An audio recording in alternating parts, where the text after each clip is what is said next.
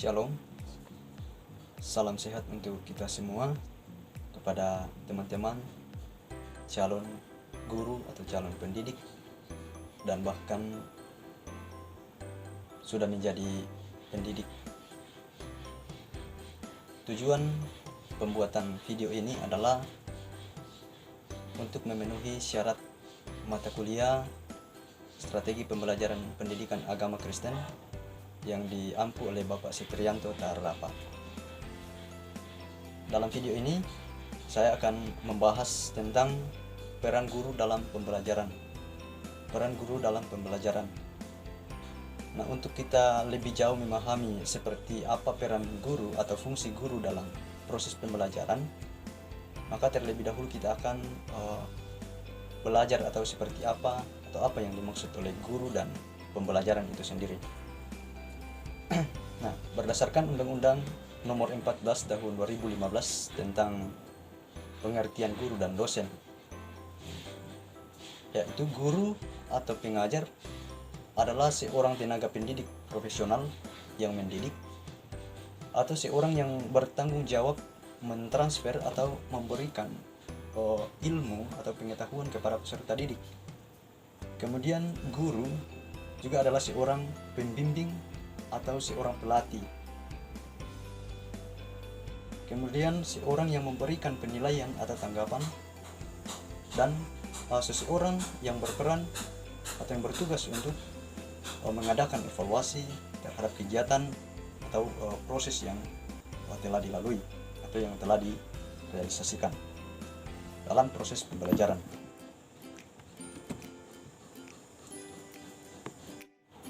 Pengertian pembelajaran adalah sebuah proses interaksi atau terjadinya interaksi antara guru dengan siswa atau siswa dengan siswa yang melibatkan pengetahuan atau pikiran secara sadar, dan di dalamnya mengandung berbagai sumber atau berbagai fasilitas yang digunakan sebagai alat penunjang atau sebagai alat pelengkap dalam proses pembelajaran tersebut, agar proses pembelajaran atau kegiatan pembelajaran yang berlangsung itu dapat menciptakan pembelajaran yang aktif dan efektif dan efisien. Oke, kita sudah belajar tentang pengertian guru dan pembelajaran itu sendiri, maka kita akan lanjut kepada dasar atau dasar hukum yang memperkuat mengapa guru sangat memiliki peran penting atau untuk memainkan peranan yang sangat penting dan profesional dalam pelaksanaan pembelajaran. Dalam Undang-Undang Sidiknas tahun 2003 bahwa pendidik merupakan tenaga profesional yang bertugas untuk merencanakan dan melaksanakan proses pembelajaran, menilai, melatih, membimbing peserta didik, dan melakukan penelitian beserta pengabdian terhadap masyarakat, terutama pendidikan pada tingkat pendidikan tinggi.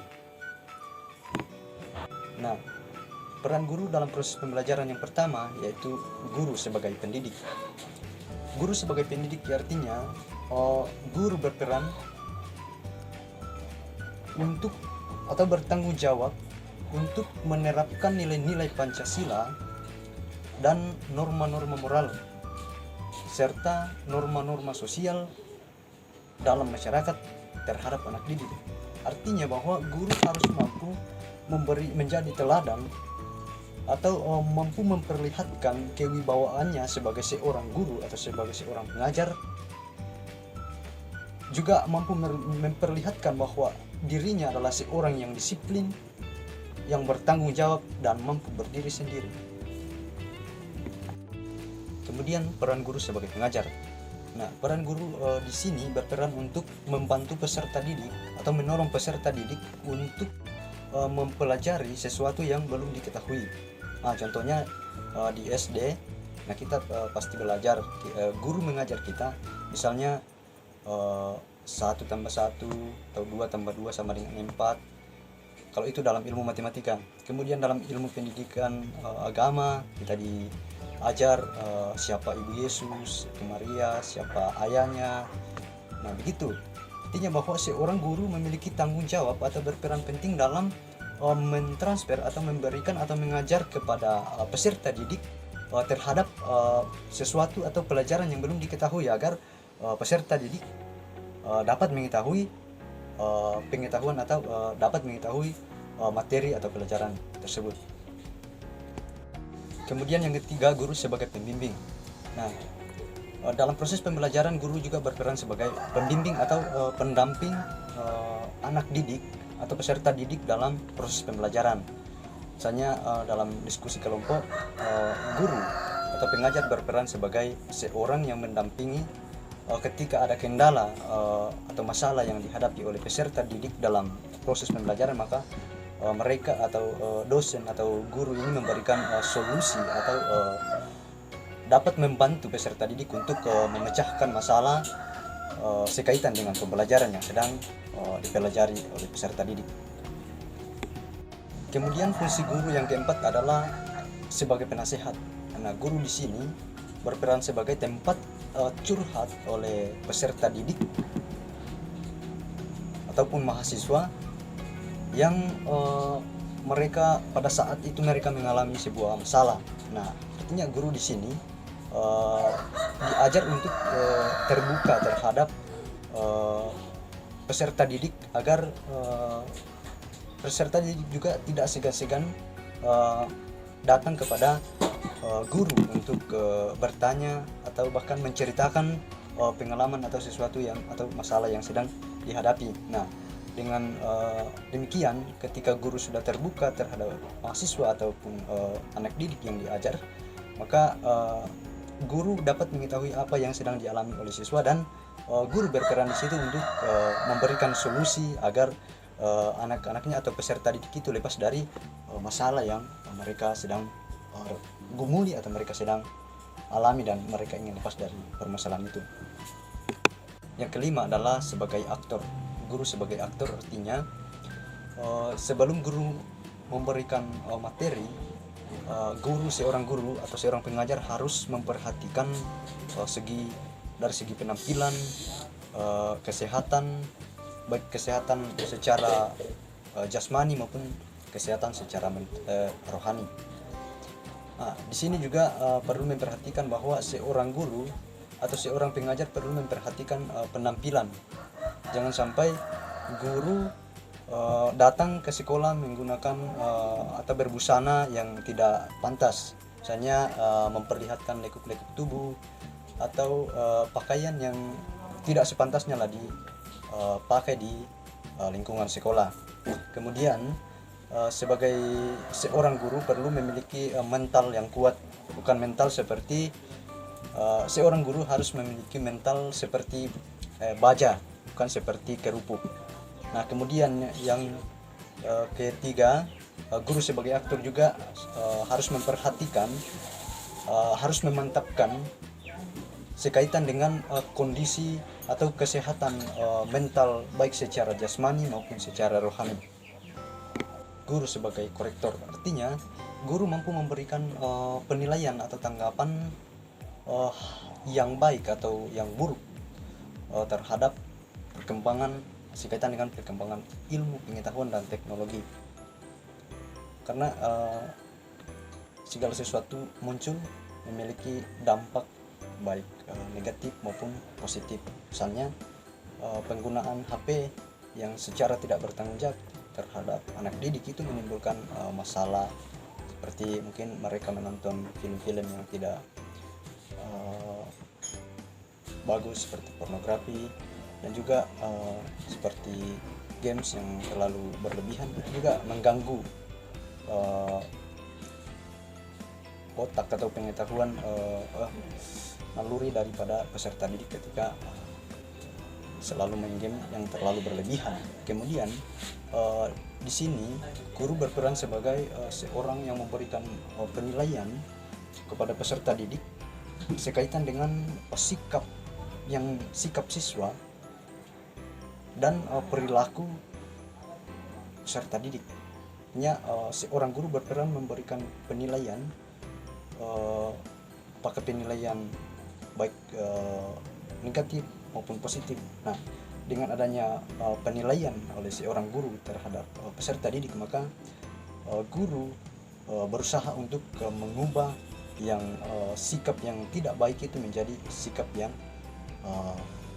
baik, atau sikap yang sesuai dengan tuntutan nilai-nilai yang kita akui.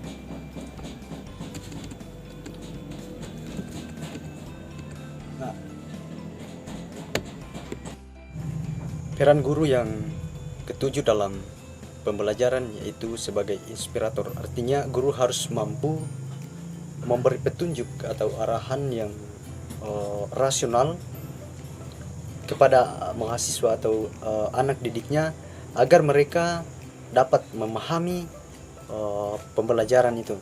Jadi guru sebagai inspirator itu dia memikirkan bagaimana cara untuk menyampaikan sebuah materi atau pelajaran itu agar peserta didik dapat memahami apa yang atau materi yang kita sampaikan, agar mereka terdorong untuk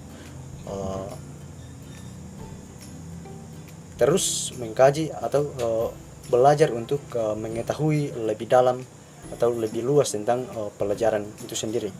Kemudian peran guru dalam pembelajaran yang kedelapan adalah sebagai inspirator, informatori, yaitu guru dapat membantu anak didik dalam memberikan informasi yang benar pada peserta didik.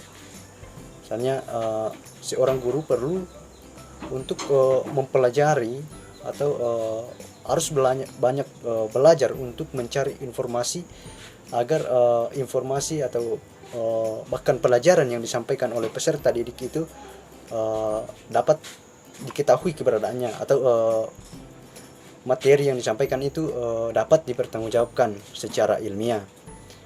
Kemudian peran guru dalam pembelajaran yang ke-9 adalah sebagai organisator. Guru juga berperan sebagai organisator. Nah, seperti apa?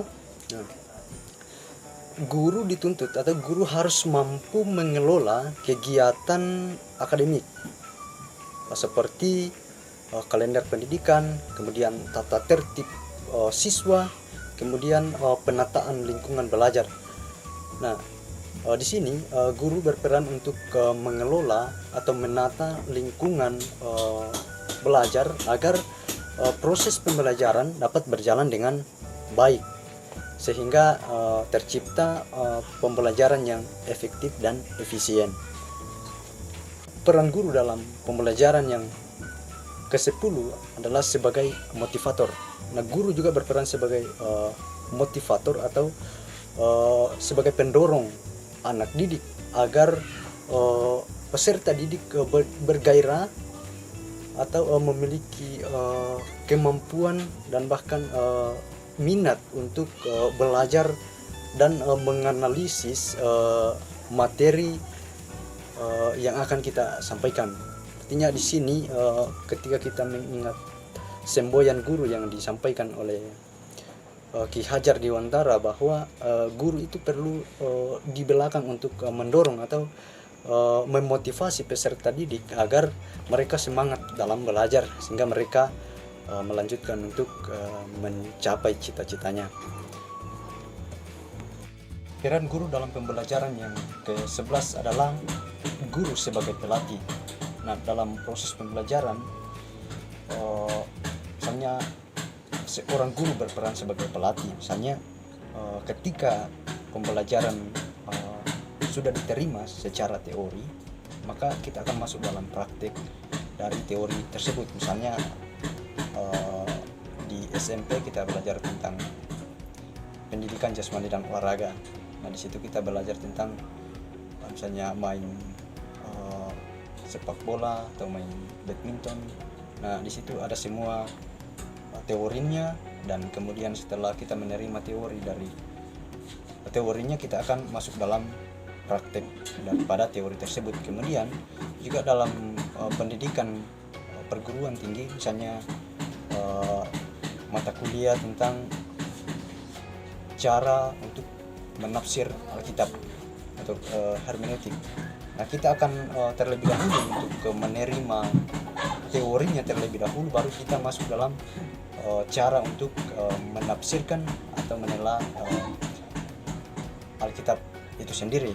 Nah, disitulah berperan bahwa guru perlu untuk memberikan latihan, atau guru berperan sebagai pelatih bagi peserta didik. Yang ke-12 adalah guru sebagai model atau teladan. Nah, di sini guru berperan sebagai seseorang yang mampu memperlihatkan kepribadian yang mampu atau seseorang yang bisa diteladani atau menjadi figur bagi peserta didik. Misalnya menjadi teladan dalam hal berbudaya, berbusana atau berpakaian, kemudian menjadi teladan dalam hal berbicara, bagaimana berbicara layaknya sebagai seorang pengajar atau seorang guru yang mampu, yang bisa diteladani oleh peserta didik. Kemudian keteladanan dalam hal bagaimana seorang guru mengambil sebuah tindakan atau sebuah keputusan dengan mempertimbangkan dan bahkan tidak merugikan orang banyak. Kemudian seorang guru juga bisa menjadi teladan dalam hal gaya hidup yang sederhana, gaya hidup yang tidak berlebihan. Dan yang terakhir adalah peran guru dalam pembelajaran, yaitu sebagai pribadi. Artinya guru bisa ditiru dalam hal perkataan, sikap, dan perilaku bagi anak didik atau peserta didik dan juga masyarakat secara umum. Nah, guru berperan sebagai pribadi yang disebut sebagai petugas sosial. Artinya guru juga mampu memberikan keteladanan dalam hal bagaimana ia hidup bermasyarakat. Misalnya dia mementingkan kepentingan masyarakat, bukan kepentingan pribadinya. Nah, dari situ kita bisa melihat atau meneladani seorang guru itu. Kemudian dia adalah seorang yang berilmu. Dia terus mengutamakan pengetahuan dan keterampilan dalam masyarakat. Kemudian sebagai orang tua siswa dalam hal pendidikan, sebagai orang tua misalnya di sekolah, menjadi orang tua bagi peserta didik untuk memberikan pengetahuan yang baru. Kemudian dan menjadi guru mampu menerapkan atau memperlihatkan dirinya atau keteladanannya dalam hal berperilaku sesuai dengan norma-norma atau nilai-nilai yang berlaku dalam sebuah masyarakat.